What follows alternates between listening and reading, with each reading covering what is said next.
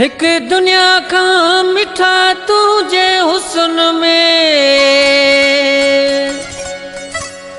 सुरूर चोधी वारे चंडवांगे बरी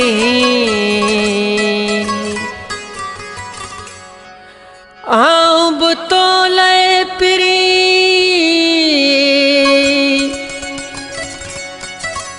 आया एडो मजबूर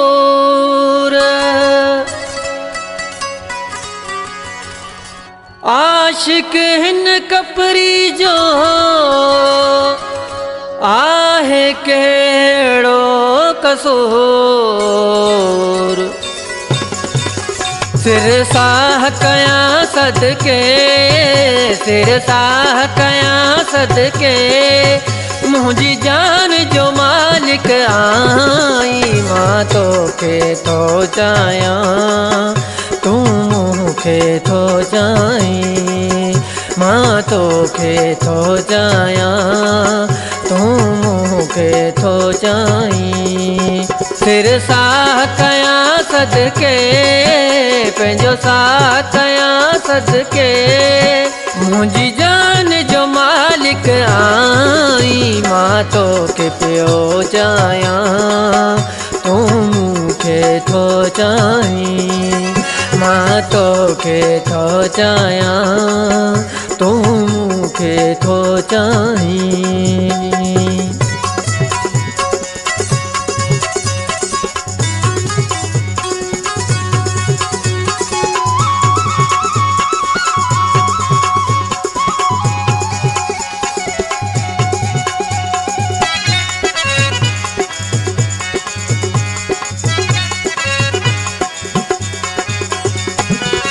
मुझी नींद फिटाइण वारा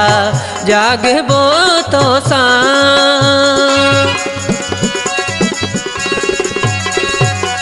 मुझो हर एक ख्वाब आतो सां छो तो घबराई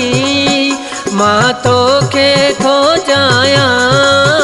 मां तो के थो जाया तू मुके ये चाई मां तो के थो जाया तू मुखे थो जाई मां तो के थो जाया तू मुखे थो जाई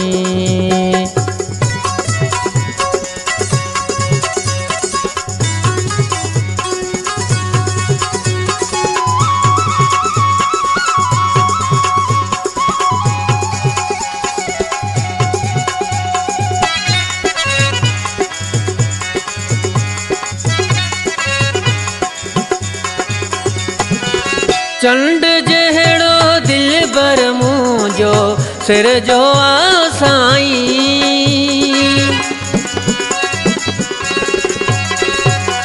रब जा लख लख करम मञा थो ज़िक्र तूं जो थो कया मां तो के पयो चाया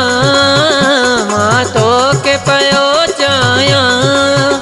तू मुके ये चाई मां तो के थो जाया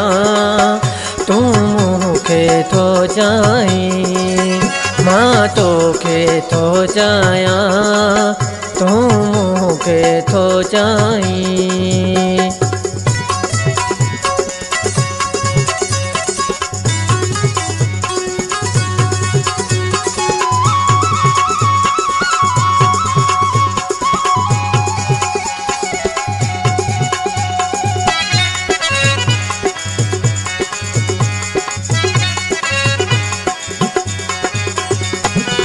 आशिक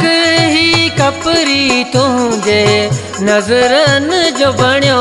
निशानू तो साही तो प्यार करे बस खूब तो पाण के ठाए मां तो के पयो चाया मां तो के पयो चाया तू मुके ये चाई मां तो के थो जाया तू मुखे थो जाई मां तोखे थो चाहियां, तूं मूंखे थो चाहीं। सिर साह कयां सदके, पंहिंजो साह कयां सदके, मुंहिंजी जान जो मालिक आई। मां तोखे पियो चाहियां, तूं मूंखे थो चाहीं। मां तोखे थो चाहियां, तूं मूंखे थो चाहीं।